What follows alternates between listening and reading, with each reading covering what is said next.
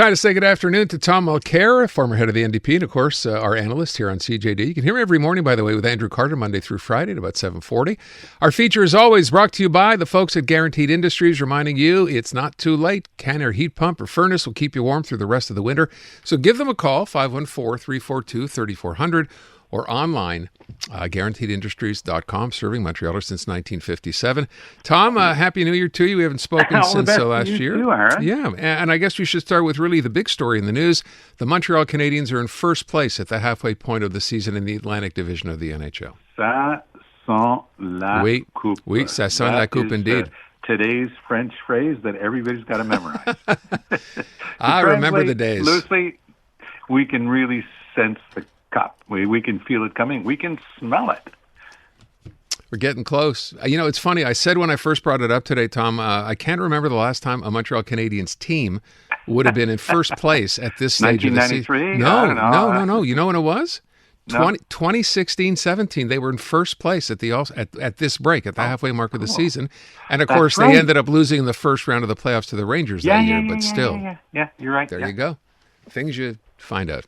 All right, let's talk about serious stuff. First of all, I want to bring up this Supreme Court decision that turned out not to be a decision today. Right. This was going to be about the tariffs imposed by Donald Trump and whether, in fact, they were legal or not. Everyone was primed for the decision, and the Supreme Court said, no, we're not ready yet. So what do we make of this? Yeah, well, you're saying it exactly right, Aaron, and I do think it's always a bit risky to interpret silence, but I'll go out on a limb and say this is an indication that there's still some backroom chatter going on amongst the judges. This is obviously not going to be a unanimous decision. It has to be a majority decision. But what does it say? Does there have to be reimbursement of the 135 or 150 billion that have already been taken into the U.S. Treasury? Would that cause chaos? Can they find some way to finesse that and still say that it was illegal? That type of stuff.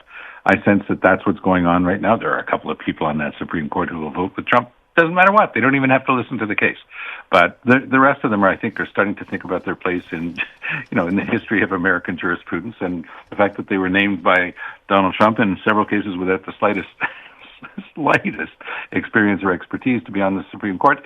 They are starting to be a little bit more careful. They've started to vote against him on some of his more egregious matters. So let's wait. It's supposed to come out next Wednesday, and I don't think that it'll go past that. And I think that we're going to see that this is the beginning of an operation to hem in Donald Trump. The Americans always use this notion of checks and balances. You've got the executive branch, which is the president and his cabinet.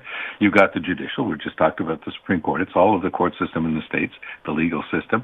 And you've got, of course, the legislative, the Congress, which is, of course, the House of Representatives and the Senate.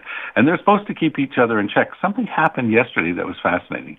Rand Paul, a Republican senator from Kentucky, voted against Trump on a question of whether or not Trump has certain powers. Trump gave a 2-hour interview to the New York Times this week and said, no, there are no limits on his power as president. He can do whatever he wants. The only limits are, quote, his own morality. Now, you'd almost hope that he had a bit of a sense of humor and he was saying it as a dark joke, but no.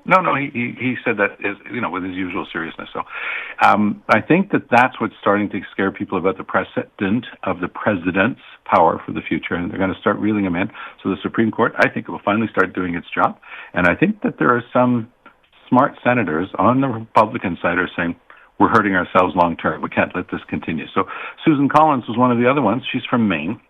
Of the 5 of them, she's the only one who's up for renewal this year in the midterms, because the rule in the states is that senators get elected for 6 years at a time, and every 2 years, about 1/3 of the senators are up for renewal. It's a way of assuring continuity. It's a smart system.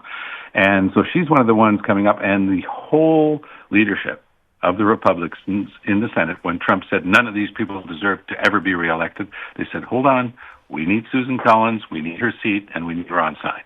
So they're pushing back against Trump, and maybe the Supreme Court will find enough courage to start doing the same. So, Tom, you mentioned the midterms. I know for Canadians, we don't follow, obviously, that situation south of the border as closely as, we probably should, given Trump is, thinking to himself. And I think he used the word, the midterms are so important because if not, if we lose, I'll be impeached. He actually said that.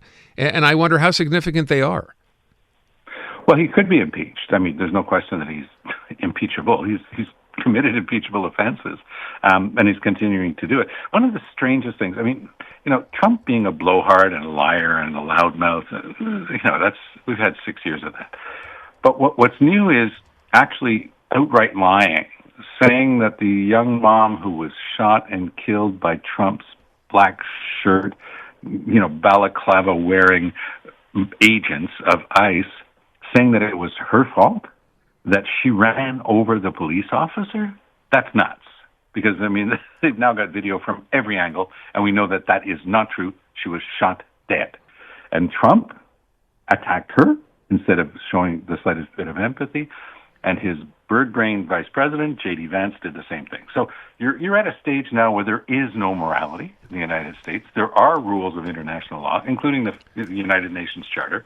And Trump, of course, says it's only about his own morality. But when he went in less than a week ago and kidnapped the president of Venezuela and his wife, and she was injured in the operation. This is unseemly, and scores of people were killed during this. So it's not banal. It's not a Sunday picnic. And Trump says that he's now going to start stealing the oil that belongs to the Venezuelan people. So it's a lack of morality. It's a lack of respect for law, but he's the president of the United States, and as far as he's concerned, he can keep doing whatever he wants. The biggest problem they have is that the precedent that he's creating is going to come back and haunt the United States. How is the United States supposed to say that there is anything illegal, immoral, or otherwise wrong if China decides to invade Taiwan? What moral ground do they have to reprimand China? China's just going to say it's part of our country, it broke away, we're going to get it back, it's ours. The same way that Trump seems to be appeasing Putin when he says, Ukraine was always ours, we're just going to get it back, it's going to be part of us again. This is why Trump's lack of morality, his lack of any clear vision of what his responsibilities are worldwide, and most importantly, Aaron, long-term.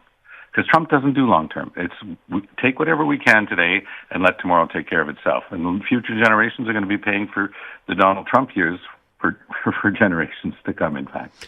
I just very, very quickly, though, the midterms, if the Republicans were to lose, is that in fact significant? Does that make a difference? Because now, of course, he won't be able to just run stuff through? Well, exactly. The same way we had, all it took was a handful of Republicans to get something started against them. Trump will, of course, veto it, and they don't have the two-thirds to override his veto. But that's fine.